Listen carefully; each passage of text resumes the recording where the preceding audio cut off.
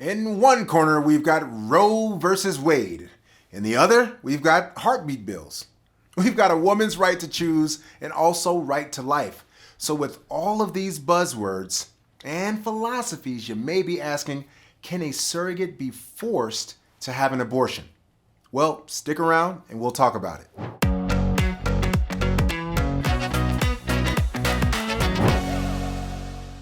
I'm Corlandos Scott, a surrogacy attorney in Los Angeles, and that simply means that my practice revolves around helping people grow their family through assisted reproductive technologies like surrogacy. And today's topic is a question I constantly get both when I'm representing a surrogate and when I represent a set of hopeful parents. Everybody wants to know if a surrogate can be forced to have an abortion or stopped from having an abortion. So in today's episode, I'll answer the question, can a surrogate be forced to have an abortion? We'll also look at how surrogacy contracts address abortion, and we'll discuss why would a surrogate agree to an abortion. Let's dive in. So let's clarify some terms. Most of the rules that we talk about today will apply to all the terms, but I still want to make sure that we're on the same page with a couple terms. What terms? Abortion and reduction. So for the purposes of a surrogacy agreement, at least, abortion typically refers to the termination or ending of an entire pregnancy.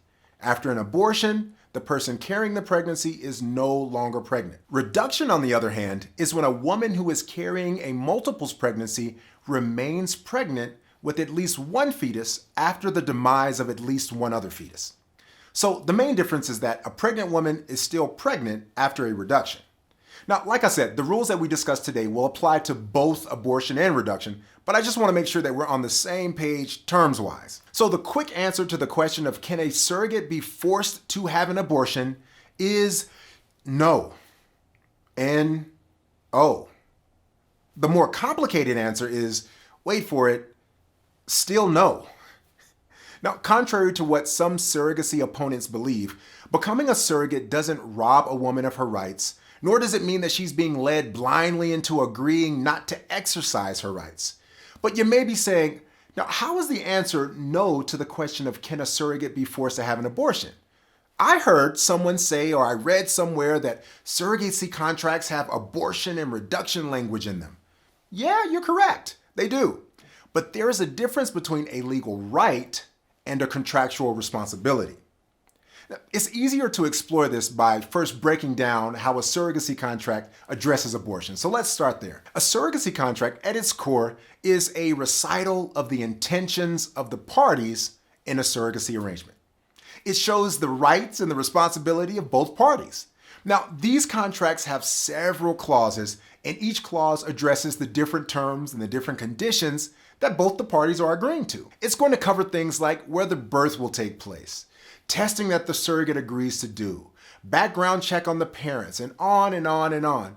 But one of the major clauses of the contract addresses the medical instructions that the surrogate agrees, note the word agrees, not is forced to, but the instructions that the surrogate agrees to follow. Now, this medical instructions section is going to cover things like different medical scenarios around the health of the surrogate and the child, and when and how decisions are going to be made. This section is going to cover who's going to make those decisions depending on the circumstances. And ultimately, the section is going to cover abortion and reduction, meaning under what circumstances the parties agree to abort or reduce, and depending on those circumstances, who's going to make that decision of whether or not to abort or reduce. Now, at the risk of oversimplifying it, here's how it typically goes. If at any point in the pregnancy, the surrogate experiences imminent circumstances that are seriously dangerous to her life and her health, and the medical provider advises that abortion or reduction could remove that risk, then the surrogate has the sole right to make the decision to abort or reduce or not abort or not reduce. Now, on the other hand, if there's no risk, no threat to the surrogate, but the medical provider discovers that the child is at risk of a congenital or genetic or physiological abnormality or some kind of condition, then the parents have the right to request a reduction or abortion, and the surrogate, here's the key word, agrees to comply with their request. So that's the oversimplified version of how the arrangement typically works in most circumstances.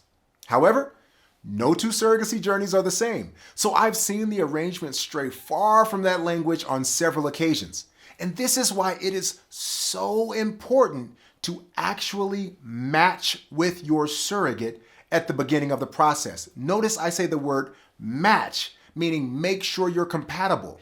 When most people say they want to match with a surrogate, they mean they just want to find someone willing to be a surrogate. That's not what I mean. During the beginning of the journey, when you're matching with a surrogate or finding the one for you, you should make sure that whoever you choose shares the same exact philosophy that you have on the topic of abortion and reduction of a pregnancy. You shouldn't discover each other's philosophy when it comes time to draft a contract. And even worse, you should not discover each other's philosophy when you're in the pregnancy and you're confronted with the question of whether or not to reduce or abort. So I know. Corlandos, you're saying, that's exactly what I was saying. In the contract, it says she must abort in certain circumstances. So yes, Corlandos, you can force a surrogate to abort. No, my answer is still no, and I'll explain the nuance with a kind of silly analogy.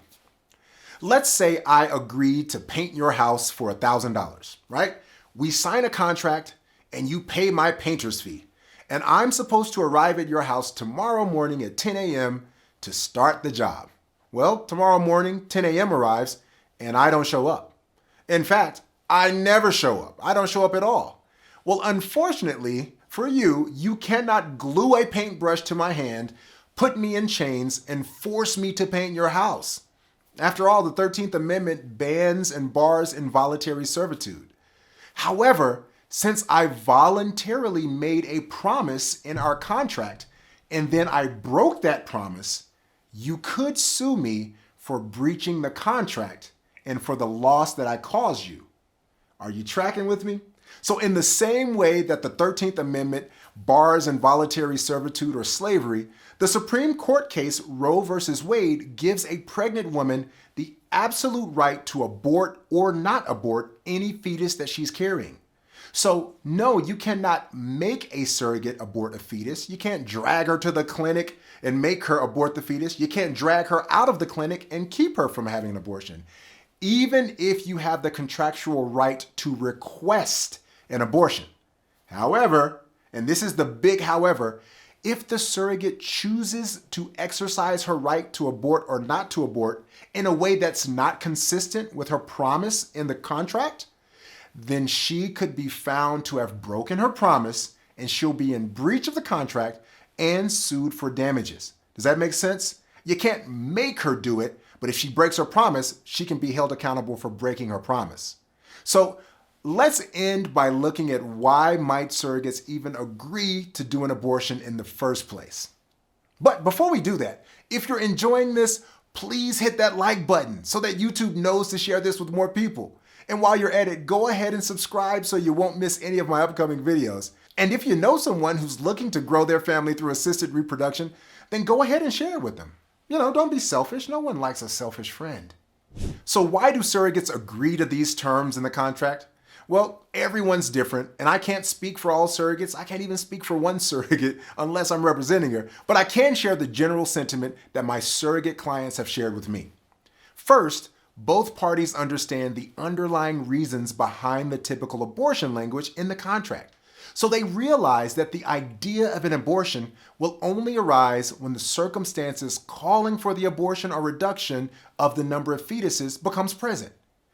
Here's the general idea of how my surrogate clients have explained their thoughts regarding both sides of the surrogacy abortion issue to me. On the issue of only abortion or reducing if it's necessary for her health or life, they typically say something like this. Hey, I signed up to be a surrogate. I want to be pregnant. I signed up to be pregnant. I wouldn't do that only to turn around and abort the pregnancy unless there was an absolute medical necessity to. Then on the issue of complying with the parent's wish to abort, if the circumstance does arise, I typically hear my surrogate clients say something along these lines. First and foremost, I understand that this is not my baby and that I will not have the responsibility of raising this baby. The baby doesn't even share my genes. If this were my baby, I don't feel that I would probably abort or reduce. But because this is the baby that the intended parents will have to raise, I will respect their decision.